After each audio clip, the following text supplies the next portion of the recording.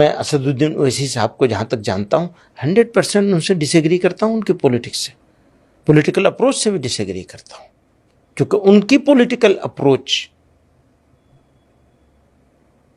उस political approach को support करती है जो बांटने वाली है। एक के बाद आराम से मौलाना मदनी कहते हैं कि आप एक्स्ट्रा हैं, इसलिए मौलाना मदनी कहते हैं कि आप एक्स्ट्रा हैं, इसलिए लड़ाई को सड़कों पे लाना चाहते हैं, जबकि उनका स्टैंड क्लियर है। मौलाना महमूद भाई ने क्या कहा कि आप एक्स्ट्रा हैं, आप इस बात को मुझे कहा, सड़कों के ऊपर लाना, मेरा नाम लेकर कहा, मेरा नाम लेकर कहा।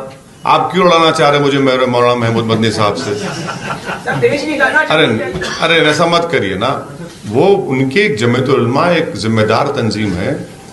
मैं मौलाना महमूद मदनी साहब को आपके जरिए से मुबारकबाद देता हूँ, वो उसके सदर बने हैं, वो उनको पूरा इख्तियार है अपनी तंजीम का फैसला लेने का।